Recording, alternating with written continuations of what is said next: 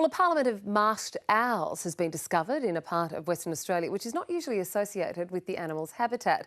The discovery in the Margaret River region is the result of years of dedicated owl spotting.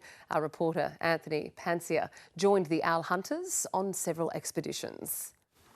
In bushland on the fringes of the town of Margaret River, a rarely seen masked owl takes flight to find food. On the other side of town, these fluffy little hatchlings offer up mixed reviews on what they've had for dinner, as siblings often do. They beg all night long, they're going,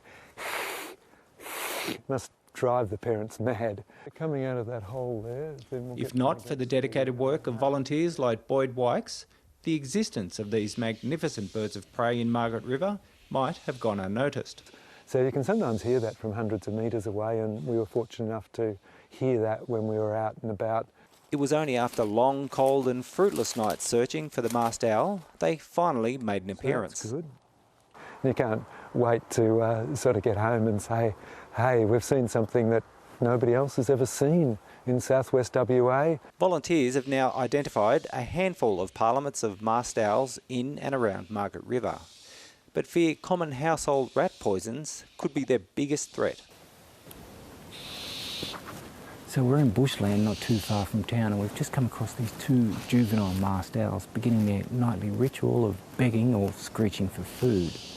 Now, Mum and Dad aren't too far away, so I'm talking softly so as not to deter them from returning with that all-important meal.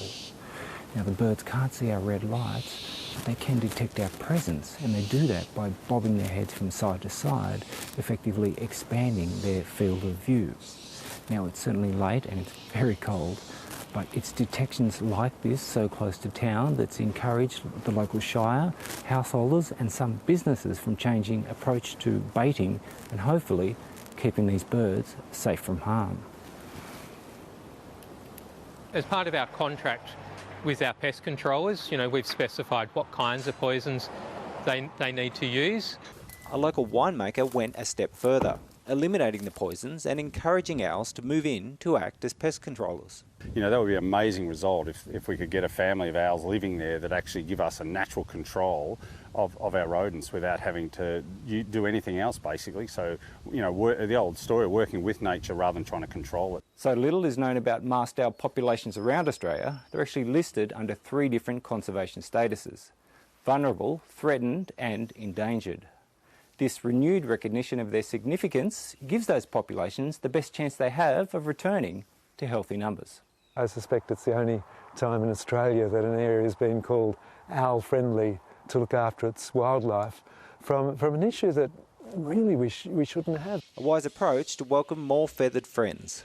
Anthony Pansia, ABC News, Margaret River.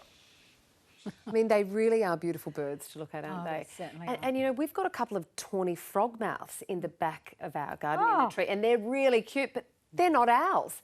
They look like an owl, they sound like an owl, not owls. Not owls. We've been had by the tawny frogmouth, but look them up, they're gorgeous too. Hey, did you hear about that owl party? It was a real hoot. Come on, you got to give it to me, come on. So I really shouldn't have suggested during that story, do you know any owl jokes? So she Googled and found one quite clearly. Well done.